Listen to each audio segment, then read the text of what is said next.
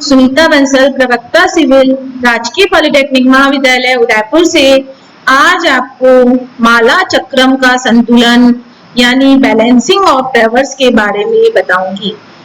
जब हम सर्वे करते हैं तो सर्वे के अंदर हम अपने पाठ्यांक को फील्ड से लेकर आ जाते हैं। उसको लाने के बाद हम घर आकर, ऑफिस आकर जब उन पाठ्यांक को, उन सारे जो कोऑर्डिनेट्स या जो भी हमें डायमेंशंस ज्ञात हुई है उन सब की हम प्लॉटिंग करते हैं। तो प्लॉटिंग करते समय हमारा अगर बंद ट्रैवर्स के अंदर, क्लोज ट्रैवर्स के अंदर अगर हमारा प्रारंभिक बिंदु और अंतिम बिंदु दोनों एक नहीं है अर्थात उनके बीच में कोई दूरी है तो उसे हम क्या कहते हैं, क्लोजिंग एरर। यानी हमारा ट्रैवर्स क्लोज ना होकर कुछ खुला रह गया है, जो हमने जो पाठ्यांक लिए हैं उसमें कुछ ना कुछ गलती हो गई है। तो उनको जो हमारा एरर है उनको निकालना ट्रैवर्स का संतुलन कहलाता है। जब हम एक समवृत्त माला रेखा का आलेखन करते हैं तो कभी-कभी क्षेत्र मापों में त्रुटियों के कारण माला रेखा का आखिरी बिंदु उसके प्रारंभिक बिंदु पर नहीं मिलता है। इस तरह की त्रुटि को समापन त्रुटि या क्लोजिंग एरर कहते हैं। While plotting a closed traverse, the end point coincides exactly with the starting point provided that work is correct. Also, in a closed traverse, the algebraic sum of latitude equals to 0 or the algebraic sum of all departure is equals to 0. Then our work is correct. If not, then how we remove that error is called balancing of traverse. माला रेखा या चक्रम में जब हम सर्वेक्षण करते हैं तो किन्हीं कारणों से कोई त्रुटि आ जाती है, तब चक्रम की प्लॉटिंग की जाती है।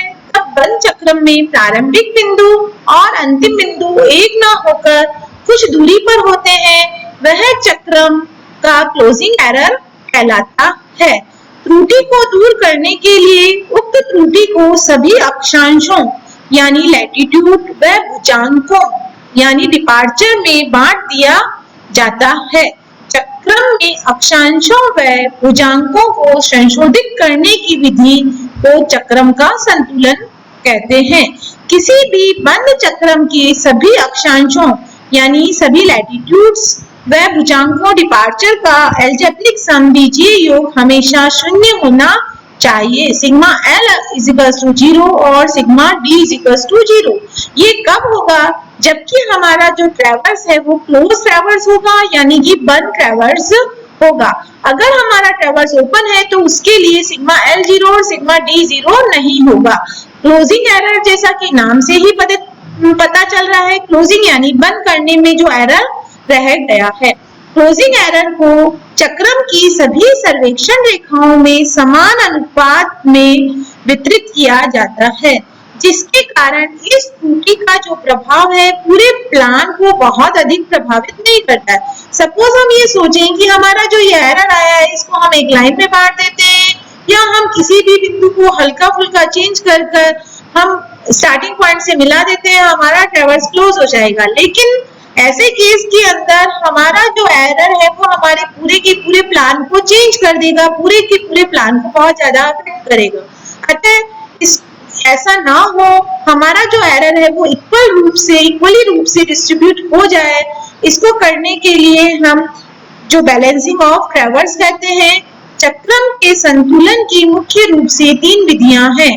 पहली बॉडिज विधि, बॉडिज मेथड, दूसरा ट्रांजिट विधि, ट्रांजिट मेथड, तीसरी विधि, थर्ड मेथड। यहाँ पर हमारे सिलेबस के अंदर केवल बॉडिज मेथड और ट्रांजिट मेथड है, इसलिए हम यहाँ पर केवल बॉडिज मेथड और ट्रांजिट विधि के बारे में ही पढ़ेंगे। यहाँ पर ध्यान देने योग्य ये है, ट्रैवर्सिंग में 2 चीजें मेन है, एक लेंथ और एक एंगल। हमने किस चीज को कितना एक्यूरेसी से लिया है उसके अकॉर्डिंग हम बॉडिज विधि और ट्रांजिट विधि को यूज करते हैं, क्योंकि बॉडिज विधि में ये माना गया है कि जो हमारे लीनियर मेजरमेंट है वो ज्यादा एक्यूरेसी से है एज कंपेयर टू हमारे एंगुलर मेजरमेंट। और ट्रांजिट विधि में ये माना गया है कि हमारे एंगुलर मेजरमेंट ज्यादा एक्यूरेसी से है as compare to linear measurement.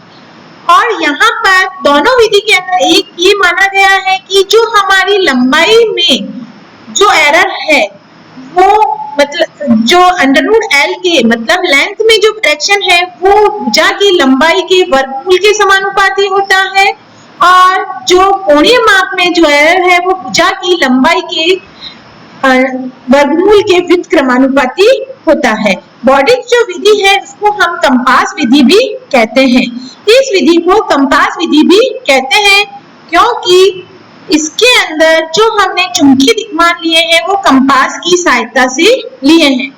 तो जब कभी हम कंपास से एंगुलर मेजरमेंट लेते हैं और लीनियर मेजरमेंट टेप की सहायता से लेते हैं, तो जब कंपास से सर्वे करते हैं तो हमें ये नहीं पता होता कि उस जगह किसी फील्ड में कहां पर कितना लोकल अट्रैक्शन है, यानी लोकल अट्रैक्शन के कारण इसमें कितना एरर आ जाएगा।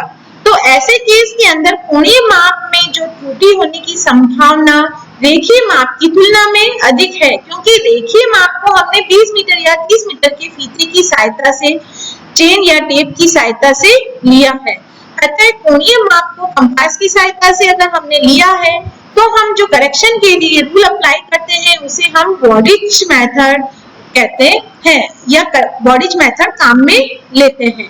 कंपास से लिए गए माप में यह नहीं पता होता कि किस बिंदु पर कितना लोकल अट्रैक्शन है, अतः कोणीय माप में त्रुटि होने की संभावना ज्यादा है। इस विधि में कुल त्रुटि को सभी अक्षांशों, लैटिट्यूड्स व भुजांकों, डिपार्चर्स में सभी सर्वेक्षण रेखा की लंबाई के अनुपात में बांटा जाता है, क्योंकि बॉडिज मेथड में ये माना गया है कि जो एरर है वो लीनियर मेजरमेंट में कम है। अतः जब लीनियर मेजरमेंट में कम है तो हम लीनियर मेजरमेंट को ज्यादा वेटेज देते हैं, इसलिए हम यहाँ पे सर्वेक्षण रेखाओं की लंबाई के अनुपात में एरर को बांटते हैं। यह त्रुटि की गणना का सबसे कॉमन मेथड है।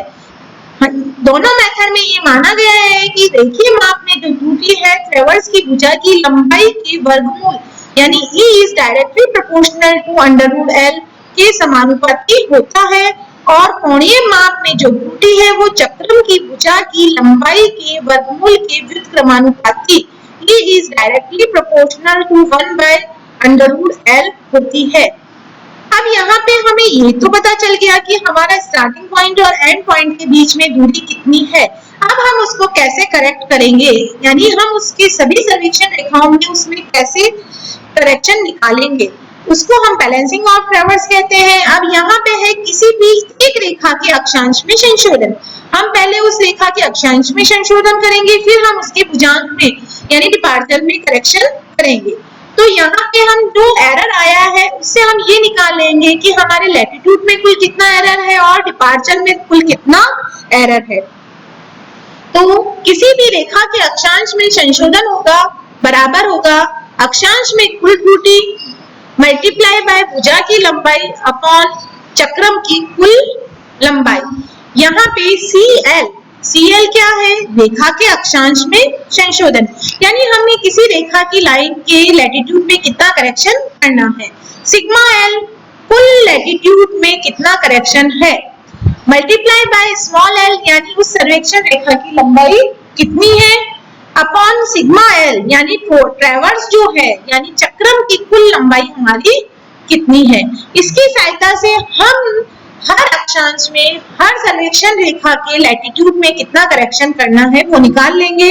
इसी तरह से हमें किसी भी रेखा के भुजांक में संशोधन यानी डिपार्चर में हमें कितना करेक्शन करना है।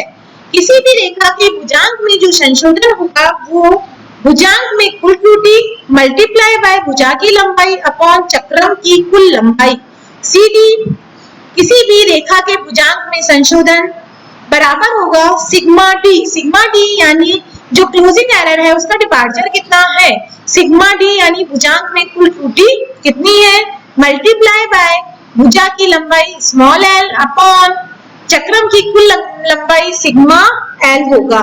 यहाँ पर हम देखते हैं कि जो करेक्शन है उसके अंदर हमने हमारी लेंथ को ज्यादा इंपॉर्टेंस दी है, क्योंकि हमने ये माना है कि हमारी जो लेंथ है वो ज्यादा एक्यूरेट है। इसी कारण से इस जो बॉडिज मेथड है इसके अंदर हमारे लेंथ में कम करेक्शन आता है कोणीय माप की तुलना में, यानी लेंथ जो है वो हमारी ज्यादा एक्यूरेसी से ली गई है। नेक्स्ट मेथड है ट्रांजिट मेथड, ट्रांजिट विधि। इस विधि को हम तब उपयोग में लेते हैं जब हम कोणीय माप को थियोडोलाइट से लेते हैं। इस विधि को हम थियोडोलाइट विधि भी कहते हैं। ट्रांजिट मेथड के अंदर ये माना गया है कि कोणीय माप जो लिए हैं वो ज्यादा एक्यूरेट हैं, क्योंकि हम जानते हैं हमारी जो थियोडोलाइट है उसका लीस्ट काउंट 20 सेकंड तक होता है, यानी उसका अल्पतमांक 20 सेकंड होता है। तो जब उसका लीस्ट काउंट 20 सेकंड तक है तो हम जो एंगल लेंगे उसको 20 सेकंड की एक्यूरेसी तक ले सकते हैं। इस कारण से हम ये मानते हैं कि कोणीय माप जो है वो हमारे ज्यादा एक्यूरेट है रेखीय माप की तुलना में। अर्थात रेखीय माप को जो हमने चेन और टेप से लिए उसके कंपैरिजन में हमारे जो एंगल्स हैं वो ज्यादा एक्यूरेट हैं। यहाँ पर कोणीय माप को थियोडोलाइट का लेने के लिए थियोडोलाइट का उपयोग करते हैं और थियोडोलाइट का लीस्ट काउंट 20 सेकंड होता है। अतः ये माना जाता है कि कोणीय माप को अधिक एक्यूरेसी से लिए गए हैं। ट्रांजिट विधि में कुल अक्षांश की त्रुटि को सभी रेखाओं के अक्षांशों व भुजांकों के अनुपात में समान रूप से बांटा जाता है। यहाँ पर हम देखें तो जो बॉडिज विधि थी उसमें हमने जो सभी रेखाओं की लेंथ के यानी लंबाई के अनुपात में हमने कुल एरर को बांटा था। यहाँ पर हम लंबाई के अनुपात में न बांटकर अक्षांश और भुजांकों के अनुपात में बांटते हैं। बॉडिज विधि की तुलना में ट्रांजिट विधि जो है उसमें त्रुटियां जो है वो हमारे कोणों पर कम प्रभाव डालती है, यानी जो एंगल्स होते हैं उसके अंदर कम चेंज आता है कंपैरेटिवली लेंथ, जबकि जो बॉडिज विधि है उसके अंदर लेंथ में कम चेंज आता है कंपैरेटिवली एंगल। यहाँ पर हम किसी भी लाइन के भुजांक और अक्षांश में जो संशोधन करेंगे वो इस तरह होगा। किसी भी भुजा के अक्षांश में जो संशोधन होगा यानी करेक्शन CL बराबर होगा सिग्मा L। सिग्मा L क्या है? अक्षांश में कुल त्रुटि। कैपिटल L चक्रम की किसी रेखा का अक्षांश, यानी जिस लाइन का हम करेक्शन कर रहे हैं सर्वेक्षण रेखा का उसका अक्षांश LT चक्रम के कुल अक्षांशों का योग। तो यहाँ पे CL बराबर sigma capital L multiply by L upon LT। यहाँ पर वापस से बता रही हूँ, सिग्मा L अक्षांश में कुल त्रुटि मल्टीप्लाई बाय चक्रम की किसी रेखा का अक्षांश अपॉन चक्रम के कुल अक्षांशों का योग, यानी total sum of all latitudes.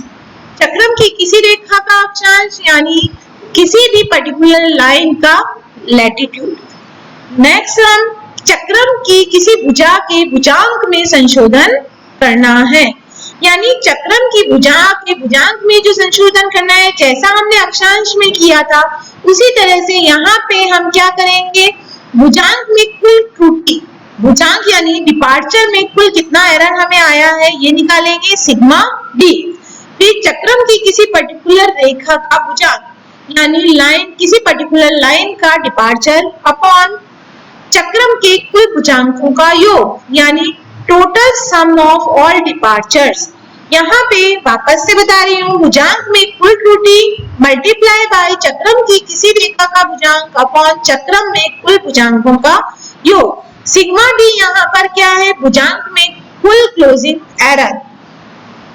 Capital D चक्रम की किसी पर्टिकुलर लाइन का भुजांक अपॉन सिग्मा D चक्रम के कुल भुजांक DT जो चक्रम के कुल भुजांकों का योग। यहाँ पर सिग्मा DT होना चाहिए था।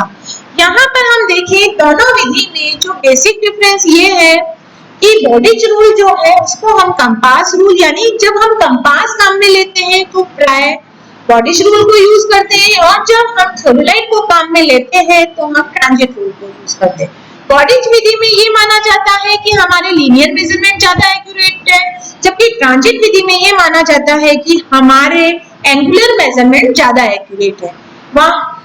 बॉडिज विधि के अंदर ये माना जाता है कि जो सारे एरर है उसको हम लंबाई के अनुपात में बांटते हैं, और बॉडिज विधि के अंदर ट्रांजिट विधि के अंदर हम टोटल एरर को उसके लैटिट्यूड और डिपार्चर के अनुपात में बांटते हैं।